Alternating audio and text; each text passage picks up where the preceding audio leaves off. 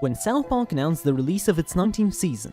As a long-time fan of the show, I thought it would be a good idea for me to document my reactions towards the new episodes as a way to express my appreciation of the show that has inspired me so much. After all, I wrote a fanfiction series, or rather several fan-made scripts, using its colourful cast of characters.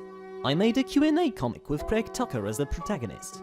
I even recorded a Let's Play as Pip Pirrup, which I would now like to erase from my memory forever. What better way would there be to continue that streak than to take a critical look at South Park itself as an internet reviewer? And then after watching the season premiere, Stunning and Brave, I suddenly realized what a terrible idea it was. The staple of South Park's comedy is socio-political and pop culture commentary, and as a person who practically knows fuck all about the latter, I highly doubt I'm the most suitable person alive to call themselves a South Park reviewer. My knowledge about current events and celebrities is virtually non-existent, and it would be unfair for me to judge those elements of satire and parody which have made the show what it is today. Furthermore, the object of the said satire is social justice warriors, and given that I come from a country where a substantial part of the nation wants to shoot at the dinghies of Syrian refugees, while a public figure can openly say sex with women always contains a little bit of rape and get away with it, I don't see how I could judge the matter fairly from an American point of view. If anything, the bullying twats depicted in this episode are on the other side of the political stage in Poland. To put it simply, I haven't had the experience Trey Parker and Matt Stone have had. At the same time, here I am recording this, so I feel like I should explain myself. Why am I doing this? Well, to start with, I simply give a crap. I've grown very fond of South Park and its characters, and I'm looking forward to see their development, however inconsistent and unfocused it might sometimes be. Therefore, I decided that in my reviews, I will take a look at the episodes mostly from a storytelling perspective. I'm not going to judge them by the moral lessons, because, in my opinion, works of fiction shouldn't be judged for the political or moral standards. What I'm expecting of South Park is an interesting, engaging story, with consistent and logical characterization only. If I ever go back on that rule from now on, feel free to punch me in the face. Through the internet. Ouch. Well then, now that I've wasted almost 3 minutes talking about how I shouldn't be doing this review, let me summarize the plot. Principal Victoria is fired for allowing Cartman to call rape Hot Cosby. Yeah, let's completely forget Cartman's a rape victim himself. So yeah, a new one is hired, a PC principal straight out of college. And yes, he is literally called PC Principal. I genuinely hope PC are his initials.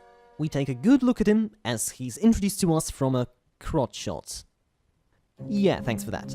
In any case, he berates South Park for how offensive a town it has been, referencing a few past episodes such as Eek a Penis, The Return of Chef, The Sissy, and Child Abduction is not funny.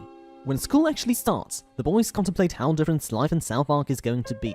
Suddenly, Butters appears. Did you guys hear?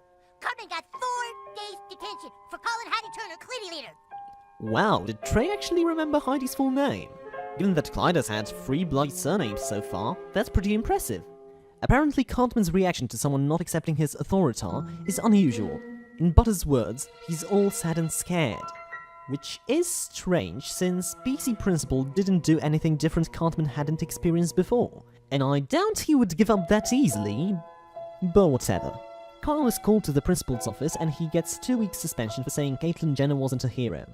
His dad meets at the Crunchies microbrew, mysteriously replacing Skeeter's bar, and discusses the matter with the 6 main boys' respective fathers, sans Mr. Tanneman.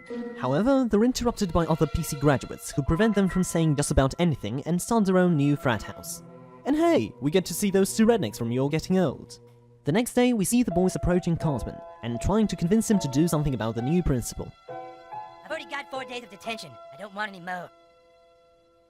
I'm gonna start following the rules. Okay, bullcrap. This is the kid that went out of his way and traded a pony to bite a teenager's prick off, just to get $16.12 back from him. Just because he got bloody detention, you're going to stop being Cartman altogether? Give me a break. You know, Kyle's right. Either Eric's gone soft or this episode has a pacing problem. I'm gonna Tom Brady this thing. Yeah! I'm gonna say, you're not giving me 4 days of detention, you're only giving me 1! Yeah! No, to hell with that! You're giving me no days detention! Oh, make up your mind, mate. Is it suspension or detention?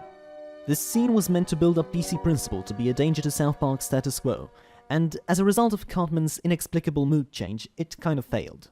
I feel like it would be more effective later on after the principal beats him to a pulp after an attempt of blackmail. Up till then, PC Principal isn't any different from any of Cartman's former opponents. Thus, him being sad instead of angry doesn't make sense. Speaking of blackmail, I've got to give props to how devious Cartman is during the aforementioned bathroom sequence. I knew he asked for Butters' underwear before, but him pretending to recognize it from the smell is still pretty baffling and creepy. In the evening, Randy accidentally joins the PCA fraternity and he finds out they have bows. Yeah, we still haven't had enough Randy last season, I suppose. Oh hey, his chin changes colours in between shots. That's new, I guess. Moving on. So the other boys visit Cartman in the hospital and wow, just look at his face! I love how realistic his injuries look despite such a simplistic character model. My utmost respect to the graphic design team. In any case, Cartman is pretty much defeated and Kyle says they should tell the police what the principal did so that he be fired. Eric says no because the principal is right about them being bigots. Which wouldn't exactly stop them from telling the whole story to the police anyway. What kind of reasoning is this? I mean, I know it's all supposed to be an allegory to Trey and Matt feeling oppressed by political correctness all over again, but in-universe reporting everything to Barbara AD or Yates or whoever's in charge of the police in South Park nowadays would make a simple solution to the whole problem. This is especially confusing since later on they tried to make it like Cartman was the one who manipulated the situation to his advantage. But whatever. Kyle sees through Eric's lies and hypocrisy, insists Caitlyn Jenner isn't a hero, and walks away. Meanwhile, Randy has made it to the final cuts, and to pass the ultimate test of becoming PC, he has to check Kyle's privilege. He does it by drawing dicks on his face, leaving pigs in his bedroom, and making him look like the deranged child of Black Widow and Coolio. As you do, I guess? At the same time, Cartman has a dream sequence about Tom Brady's scandal, and when he wakes up, he promises to Butters he will be a better person. Which is pretty pointless since we know he's not going to keep it, and the same plot was done way better in the episode So the next morning, Kyle approaches Stan for help. Stan confronts Randy, Randy vomits, and Stan tries to convince Kyle to just go with the changes. Irony. Back in the hospital, Cartman hears what's happened to his friend, Kyle, and decides to go to war. The next scene is... Social justice, 1, 2, 3. I wanna be PC. It's just the way to be for me. padding. Finally, Cartman raids the frat house with taco launchers, Jared, children of Syrian refugees, and all that fun stuff. The attack goes well until Kyle appears, screams in order to stop everyone, and subverts an I learned something today speech by admitting Caitlyn Jenner is a hero. And so our episode ends by Randy making a reference to go fund yourself, and Cartman deciding he is, in fact, Tom Brady. When I first watched this episode, I actually thought it was pretty okay. The more I read into it, however, the less I liked it. It's not completely awful, but it has its problems. The previously mentioned police plot hole, and Cartman being out of character are just tip of the iceberg. Why the hell does Dr. Janus appear at South Park Elementary, for example? He's neither a parent nor a faculty member. And what exactly does PC Principal want to do about Twong-Lu Kim's existence? Speaking of which, from what we've seen of PC Principal so far, I must admit he's quite an effective antagonist to Cartman. Regular blackmail doesn't work on him, since he has the public opinion behind him, and he's too bloody thick to realize the consequences of his actions. Plus, he is just another level of aggressive, losing his temper at just any offensive remark. We've seen before Cartman can't handle physical confrontation very well, but this bloke would even hit a 10-year-old. So far, Eric made peace with him by pretending to accept his ideals, but it can't be a real victory for him. At least I can hope he has some revenge plan in store other than denying and subverting. Also, I like the gimmick of him almost always speaking through a mic and popping his peas, but I think the former should have been more over the top.